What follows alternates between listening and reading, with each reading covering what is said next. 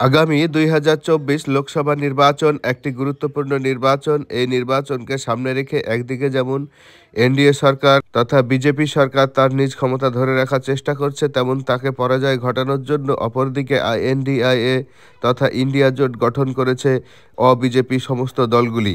বর্তমানে ইন্ডিয়া জোট নিয়ে তৈরি হয়েছে অনেক জটিলতা। আপনাদের মতামত অবশ্যই কমেন্ট করে জানিয়ে যাবেন ইন্ডিয়া জোট সফল হবে কিনা, অর্থাৎ ইন্ডিয়া জোট গঠন করে বাংলায় তৃণমূল কংগ্রেস এবং জাতীয় কংগ্রেস আসন ভাগাভাগি করবে কিনা। কিন্তু এই বাংলাকে কেন্দ্র করে শুরু হয়েছে রাজনৈতিক উত্তেজনা। এই বাংলায় একদিকে যেমন কংগ্রেস এবং তৃণমূলের মধ্যে শুরু হয়েছে মতপার্থক্য আসন রফা নিয়ে, অপরদিকে বিজেপিও তার গত নির্বাচনে যে আসন পেয়েছিল তার থেকে বেশি আসন পাওয়ার কৌশল ব্যবহার করছে। আমরা ইতিপূর্বে দেখেছি যে মমতা ব্যানার্জি ঘোষণা করেছিল ঘাটাল লোকসভা কেন্দ্রটি যেন তৃণমূল কংগ্রেস খুব সহজে দখল নিতে পারে। তার জন্য বিখ্যাত চলচ্চিত্র অভিনেতা দেবকে সেখানকার আবারও লোকসভার প্রার্থী হিসাবে ঘোষণা করে দিয়েছে।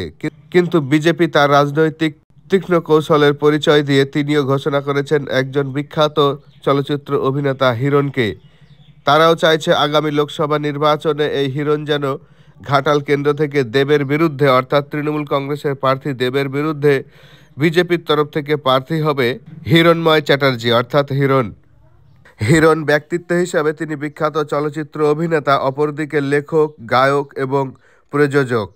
তাছাড়াও গত দুইবারের লোকসভার নির্বাচিত এমপি ছিলেন দেব। তিনি তার রাজনৈতিক ক্যারিয়ারে এতটা গুরুত্ব দিয়ে খেয়াল রাখতে পারেন না, কেননা তিনি অভিনয় জগতে ব্যাপক ব্যস্ততার সাথে দিন কাটাচ্ছেন।